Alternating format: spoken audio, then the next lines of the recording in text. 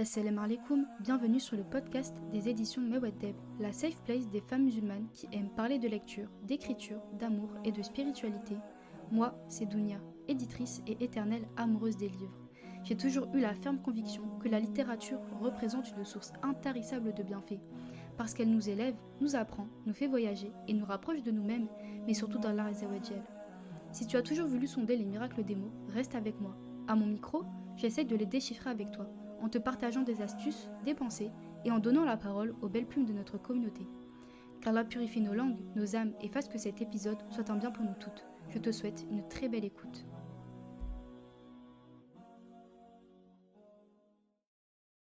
Assalamu alaikum, j'espère que tu vas bien. Moi, en tout cas, je suis très heureuse de faire ce tout premier épisode de podcast et surtout très heureuse que tu prennes de ton temps pour m'écouter. Je voulais vraiment faire un premier épisode de présentation, chill, pour me présenter, te présenter le projet Mewaddeb bien sûr, et pour t'expliquer pourquoi ce podcast existe. Donc comme tu as pu l'entendre dans l'introduction, je m'appelle Dounia et je suis éditrice. Donc la lecture et l'écriture, ça fait vraiment partie de mon ADN depuis l'enfance. C'est des passions que je cultive depuis toujours, avec une intensité plus ou moins forte au fil des années, mais c'est vraiment quelque chose qui ne m'a jamais quittée. Et en fait, ça a toujours été clair pour moi que j'exercerais un métier en lien avec l'écriture.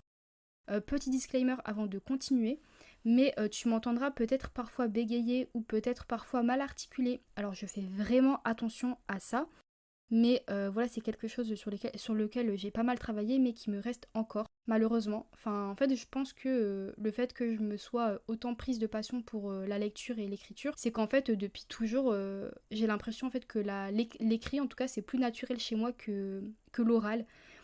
Enfin voilà, c'est vrai que j'ai toujours eu du mal à l'oral, que ce soit dans ma manière de parler, que dans ma manière de communiquer avec les autres. Enfin, même si, voilà, enfin, maintenant j'ai grandi et c'est plus trop un problème. Mais voilà, quand j'étais petite, je parlais pas trop. J'étais vraiment toujours dans mon monde et tout. Et au moins, t'es prévenu. Et vraiment, si ça t'horripile, je suis désolée d'avance.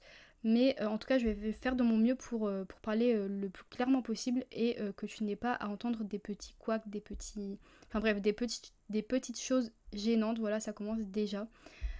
Qui pourraient gêner ton écoute. Donc je te disais que j'avais toujours, enfin depuis petite, je sais que j'aimerais exercer un métier avec l'écrit. Mais j'ai pas mal divagué en fait pendant mes études parce que je pense comme tout lycéen qui sort du lycée, enfin étudiant du coup qui sort du lycée, je connaissais pas forcément toutes les possibilités qui s'offraient à moi, mais à un moment donné, c'est devenu assez évident pour moi de suivre la voie de l'édition. Et encore, je te dis évident, mais pas tellement en fait, parce que en fait, je me suis rendu compte que je connaissais pas du tout ce milieu-là avant d'entrer dans ma formation d'éditrice. Si ça t'intéresse, je pourrais faire un épisode spécial sur ça pour vraiment te parler plus en profondeur de mon parcours avant de devenir éditrice. Parce que je sais qu'il y a vraiment beaucoup de personnes qui sont intéressées par le monde de l'édition, mais qui ne savent pas du tout comment y accéder et qui ne se rendent pas compte non plus du nombre de métiers qui existent dans ce milieu. Le monde de l'édition, ça reste un milieu assez particulier, surtout vu de l'extérieur. Enfin, je pense que même si on est un grand lecteur, une grande lectrice, que on a l'impression voilà, d'avoir un lien avec le monde du livre, je pense que tant qu'on n'est pas dedans ou tant qu'on l'a pas approché un minimum, en fait ça reste un milieu qui est assez flou, assez obscur, même si là avec les réseaux sociaux ça tend à se démocratiser. Mais voilà, je me dis que ça peut être intéressant. Si ça t'intéresse. En tout cas, dis-moi si c'est le cas en commentaire ou par mail et je penserai à un format spécial pour te parler de tout ça. En attendant, je vais t'expliquer ce qui m'a mené à lancer le projet Mewaddeb. Donc en fait, après mon master d'édition, je me suis lancée en tant qu'éditrice freelance et je me suis spécialisée dans la romance, la jeunesse et la poésie. J'ai travaillé pas mal avec des maisons d'édition du coup et des autrices auto-éditées spécialisées dans ces genres-là. Et vraiment ma dominante c'était la romance. Et j'étais vraiment heureuse en fait parce que je faisais enfin quelque chose que j'aimais, tout en ayant la chance de travailler avec des personnes bienveillantes et passionnées par la même chose que moi. Mais il y avait quand même quelques hicks, notamment le fait que je travaillais sur des livres qui ne correspondaient pas à mes valeurs. Et subhanallah, vraiment j'avais l'impression parfois de n'avoir aucune baraka dans mon travail. C'était un sentiment, peut-être c'est un sentiment que j'ai mal interprété, mais en tout cas sur certains projets j'avais vraiment ce sentiment-là. Pour être plus clair avec toi et pour que tu comprennes mieux mon propos, en fait j'ai travaillé sur plusieurs dark romance et new romance. Donc pour les personnes qui connaissent pas la dark romance, qu'on pourrait traduire en français par romance sombre, c'est un sous-genre de la romance qui met en scène des histoires d'amour qu'on pourrait qualifier d'interdites. Et en fait, dans ces romances-là, la relation qui se développe entre les deux protagonistes, elle est souvent toxique, violente, et elle se développe dans un univers plutôt sombre. Donc souvent, ce qu'on va retrouver, c'est un univers de gang, de mafia. C'est souvent ça qui revient. Tu connais peut-être Captive de Sarah Rivens. Captive, c'est une dark romance. Et Captive, qu'est-ce que c'est? C'est une histoire qui se passe au cœur de réseaux criminels et dans lesquels on retrouve des captives. Donc les captives, c'est des femmes qui sont dangereuses et rusées et qui agissent en tant qu'émissaires pour leurs chefs, qui eux sont appelés les possesseurs. Donc déjà là, tu comprends que vraiment dans la dark romance, il y a un rapport dominant-dominé entre les protagonistes masculins et les protagonistes féminins. Donc déjà là, tu comprends quand je te dis que c'est des relations assez toxiques, en tout cas pas du tout saines. Et dans Captive, en fait, la protagoniste, c'est Ella. Elle est soumise à John, qui est lui son possesseur. Et tout bascule pour elle le jour où elle décide de travailler pour quelqu'un d'autre. Et malheureusement pour elle, son nouveau possesseur, qui s'appelle Ash, il est encore pire que John.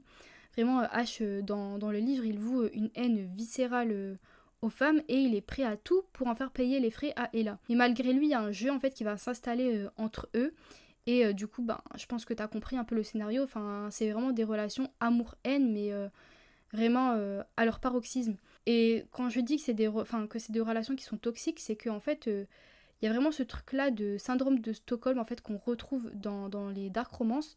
En fait, souvent, ce qui se passe, c'est que la protagoniste féminine, à l'origine, au début de l'histoire, elle se fait enlever ou alors elle se fait maltraiter par le protagoniste masculin. Et en fait, malgré tout, malgré les violences physiques et les violences verbales qu'elle reçoit de sa part, elle finit tout de même par tomber amoureuse de lui.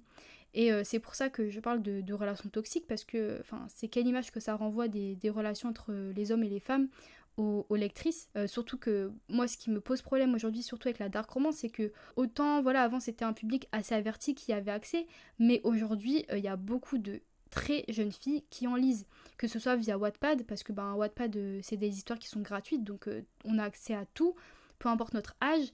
Mais même en termes de publication papier, donc de livres papier, il y a vraiment beaucoup de collégiennes, de lycéennes qui lisent ce type d'histoire. Donc voilà, je trouve que vraiment la dark romance, c'est un sujet à part entière qu'on pourrait explorer en large, en long et en travers. Donc vraiment, niveau banalisation des violences sexuelles et des violences tout court, en fait, dans la dark romance, on est quand même à un niveau inquiétant.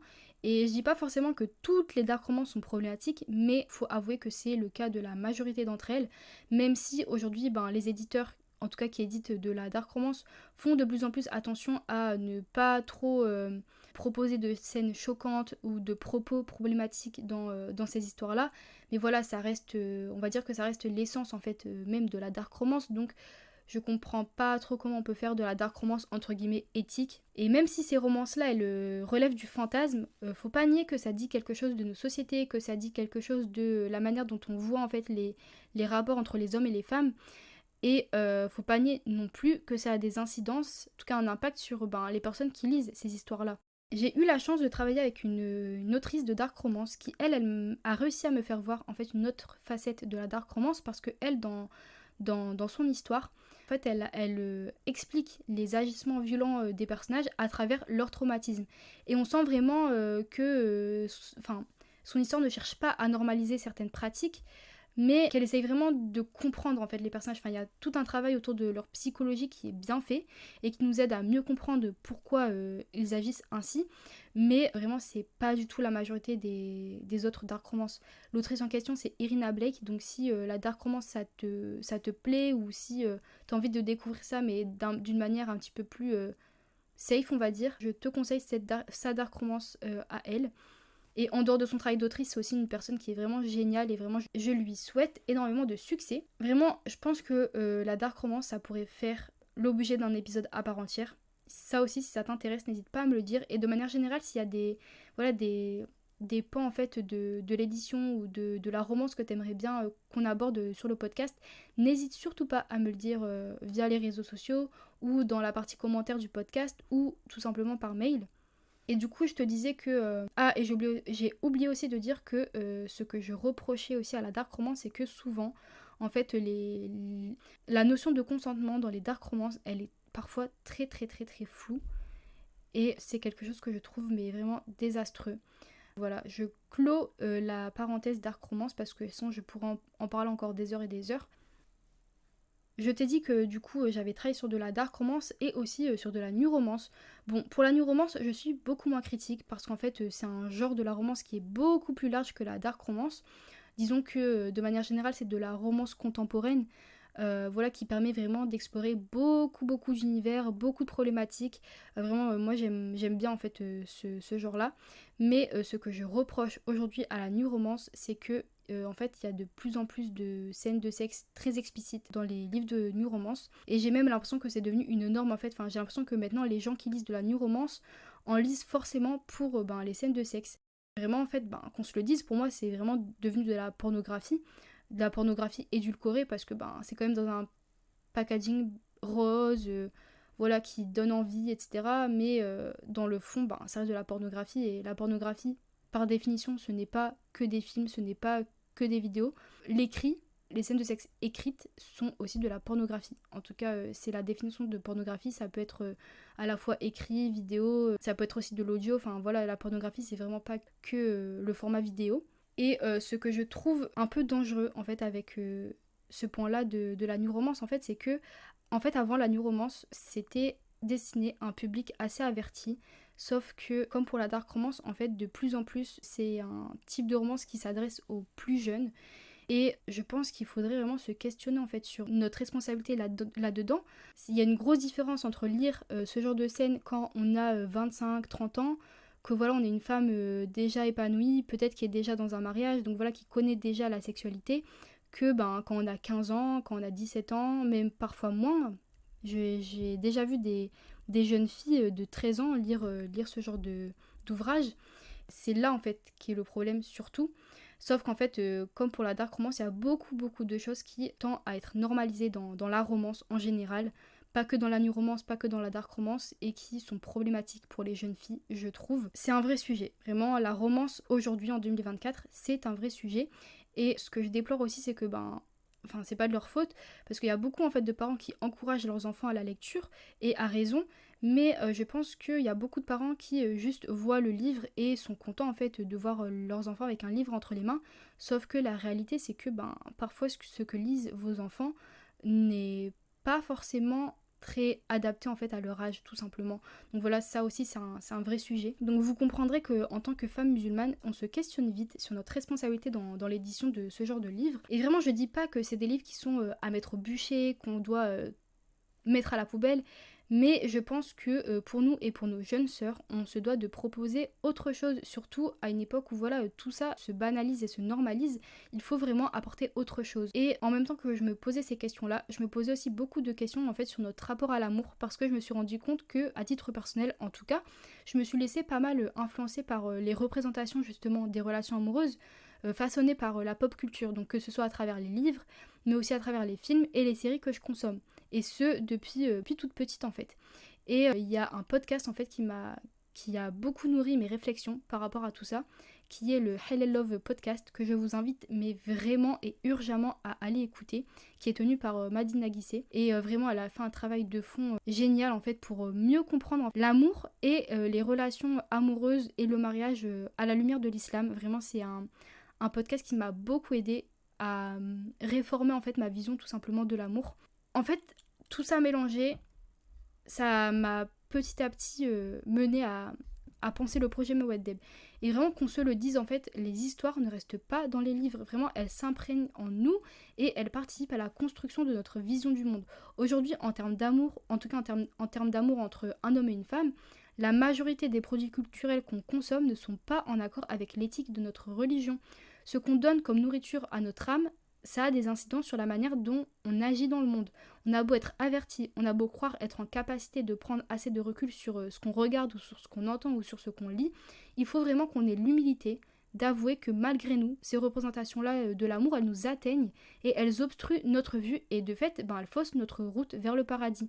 Et c'est pas un hasard si aujourd'hui, pour moi en tout cas, on rencontre des problèmes à se rencontrer dans un cadre éthique, à se marier et surtout à préserver nos mariages, parce que je pense que vraiment on a été trop trop nourri en fait à tous ces produits culturels là qui nous ont parlé de l'amour, qui nous ont parlé des relations, mais pas de la bonne manière, en tout cas en tant que musulman et musulmane. Et vraiment en tant qu'éditrice, je me suis dit que j'avais vraiment une responsabilité en fait vis-à-vis de ça. Ce qui a accéléré ma réflexion vraiment, c'est de voir des jeunes filles en fait musulmanes consommer en fait toutes ces romances là, donc la dark romance, la new romance. Et je me suis dit que vraiment pour notre génération, déjà c'était chaud niveau représentation de l'amour dans les livres, les séries, etc. qu'on regardait. Mais je me suis dit que là, si vraiment on laisse faire et qu'on n'essaye pas à notre échelle de proposer autre chose, mais ça va être encore pire pour après.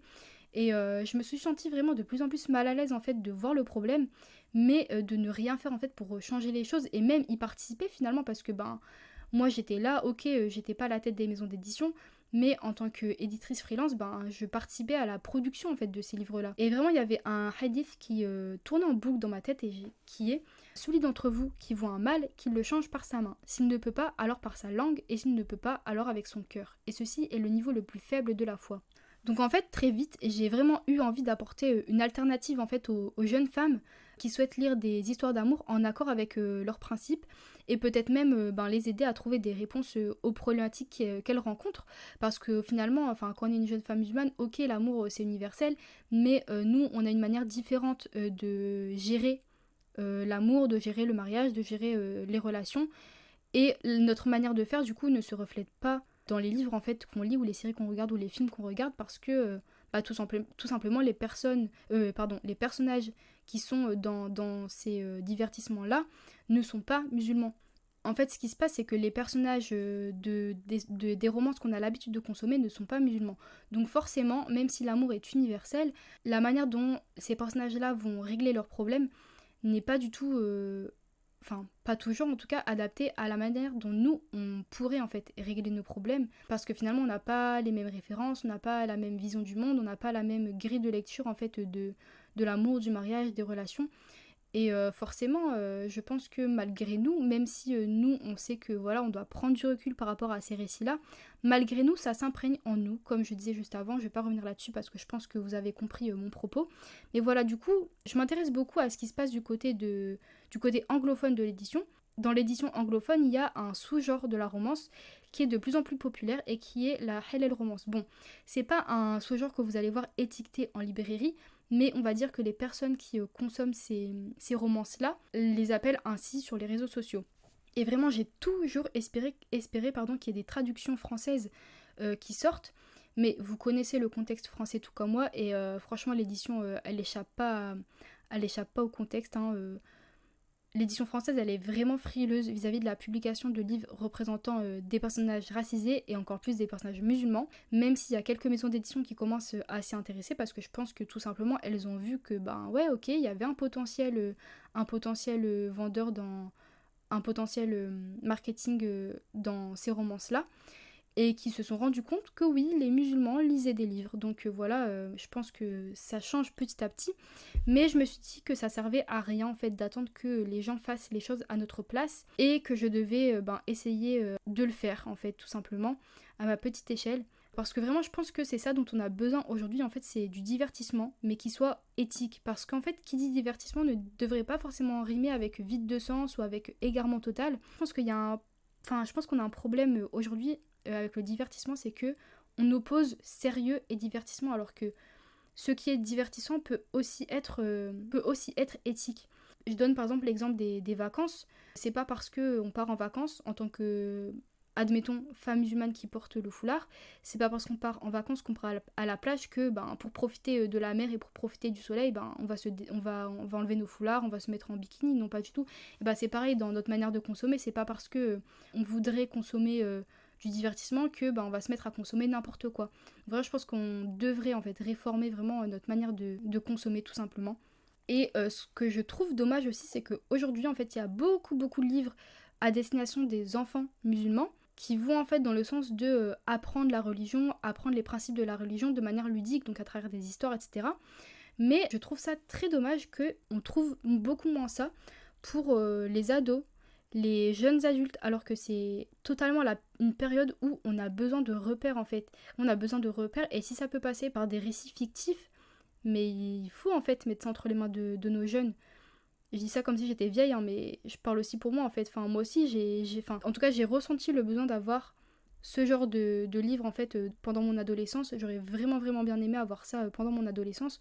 Donc j'espère que ça servira aux générations en dessous de la mienne. Vraiment, je pense qu'on a tout à gagner à faire en sorte de placer Allah au centre de nos vies et de nos activités quelles qu'elles soient, que ce soit à travers nos activités religieuses stricto sensu, que nos activités plus profanes comme la lecture ou je sais pas moi, les séries, etc. Et vraiment, je sais pas comment vous l'expliquer, mais là, j'ai vraiment ressenti que j'avais une sorte de mission en fait. En fait, de manière générale, je pense qu'on a tous une mission sur Terre, quelle qu'elle soit petite, à moyenne ou à grande échelle, et qu'on doit utiliser les talents et les compétences que Allah a mis en nous et qui nous a permis d'acquérir pour l'accomplir. En fait, avant, j'avais déjà monté des projets, mais cette fois-ci, je sais pas, je ressentais que c'était vraiment différent. En fait, j'avais l'impression que cette mission, elle me dépassait entièrement et elle ne me concernait pas directement. Parce que pour vous dire, quand j'ai fini mes études, il y a beaucoup de membres de ma famille qui m'ont dit « Alors, tu vas ouvrir une maison d'édition, etc. » Et à chaque fois, je disais non, mais vraiment de manière catégorique. Mais à partir du moment où j'ai eu l'idée de Mewed Deb, vraiment, je savais que ça serait inévitable. Et en fait, vraiment, pour la première fois, en tout cas, qu'Allah me permette de préserver ses intentions et de les garder. Vraiment, j'ai ressenti en fait le fait de créer quelque chose, mais pour la communauté et pas seulement pour moi, parce que faut être honnête, d'habitude, souvent, quand on est à l'origine d'un projet quelconque, il y a toujours une part de notre nefs qui cherche à en tirer satisfaction. Et là, je sais pas, mais vraiment qu'Allah préserve mes bonnes intentions et qu'Allah me permette de réussir ce projet. Vraiment, j'avais l'impression que Mewed Deb, c'était comme une vision. Et vraiment, même le nom en fait de Mewed Deb, j'avais l'impression de ne pas l'avoir choisi. Vraiment, j'ai l'impression qu'il s'est imposé à moi. En fait, je réfléchissais au projet et en fait, j'avais vraiment deux mots dans ma tête qui tournaient en boucle. Donc, pour vous expliquer ce que ça veut dire Mewed Deb, en fait, c'est la fusion de deux mots. Mewadda, qui en arabe veut dire amour, affection. Dans le Coran, on retrouve ce terme pour parler de l'amour que Allah met entre les époux. Et c'est la fusion de Mewadda avec Edeb. Et Edeb en français, on pourrait le traduire par les bonnes manières, le bon comportement. Et subhanallah, ça veut aussi dire les belles lettres, la littérature. Donc en somme, le projet Mewed Deb, c'est quoi? C'est de proposer des livres qui cultivent la Mewadda avec Edeb. Du coup, vous l'aurez compris, les livres que je compte proposer, ça sera des livres de Halal Romance. Bon, ça veut pas dire que les personnages des livres qui seront proposés seront parfaits, etc. C'est pas du tout l'objectif. L'objectif, c'est de montrer des personnages réalistes qui nous ressemblent et qui essayent de gérer leurs problèmes avec comme référence l'islam, tout simplement. Et Mewed Deb, en fait, depuis le début, je le vois vraiment comme un projet global. Donc, c'est pas juste une maison d'édition. Et c'est aussi pourquoi le podcast existe. En fait, en tant que mission, vraiment pour moi, Mewed Deb, ça devait être quelque chose de complet. Donc c'est à la fois une maison d'édition spécialisée dans la halal romance, comme je l'ai dit tout à l'heure, mais c'est aussi une académie d'écriture, Inch'Allah, qui permettra aux femmes musulmanes de développer leur spiritualité et de se réapproprier leur récit à travers l'écriture. Donc je vais proposer, Inch'Allah, des ateliers autour de ces thématiques-là. Et du coup, Mewed Deb, c'est aussi ce podcast qui permettra de transmettre le message du projet et de donner la parole aux autrices de notre communauté.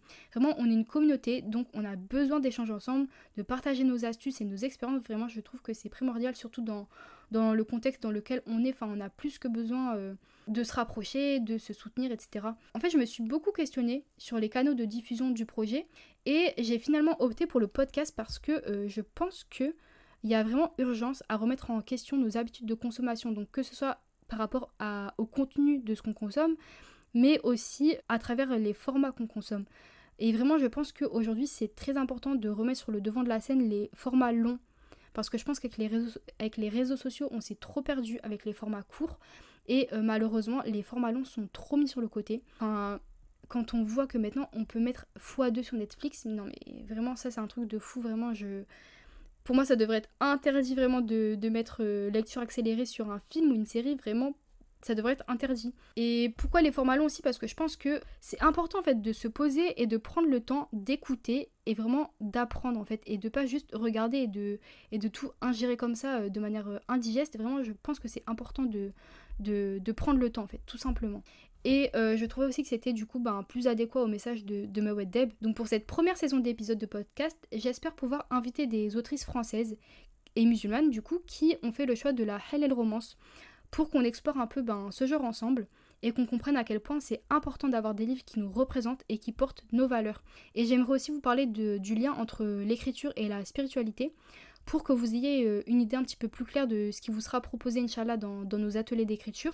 Donc comme je vous l'ai dit au début, l'écriture vraiment ça fait partie de mon ADN et le jour où j'ai compris que ça pouvait être un moyen de me rapprocher d'Allah, vraiment ça a totalement changé ma relation avec Allah, alhamdoulilah.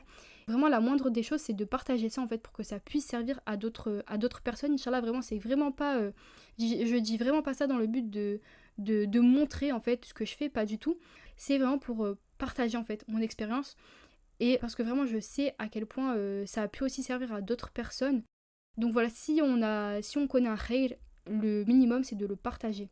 Je pense que je vais m'arrêter là pour aujourd'hui parce que je vous ai déjà balancé pas mal d'informations. Si le projet Mewaddeb vous intéresse, n'hésitez pas à partager cet épisode autour de vous, à le télécharger si vous avez envie de le réécouter aussi et à noter l'épisode. Donc voilà, je vous dis à la prochaine fois pour un nouvel épisode. La prochaine fois, ça sera un épisode invité avec une autrice que j'apprécie énormément et dont j'aime vraiment le travail. Vraiment, soyez au rendez-vous parce que ça va être génial. En attendant, je vous dis assalamu alaikum, prenez soin de vous. Merci d'avoir écouté cet épisode. J'espère que tu l'as apprécié autant que moi et qu'il t'a apporté du bien. Si tu ne veux rien manquer du podcast des éditions Mewaddeb, abonne-toi et offre-lui de ton amour avec la note de ton choix. Si tu es un peu plus romantique, laisse-lui un mot doux dans l'espace commentaire ou bien par mail ou via nos réseaux sociaux. On se retrouve très bientôt pour un nouvel épisode. En attendant, je te souhaite de belles lectures, de belles séances d'écriture et une vie remplie d'amour. Qu'Allah te compte parmi ses bien-aimés. Prends soin de toi, à la prochaine, Inch'Allah.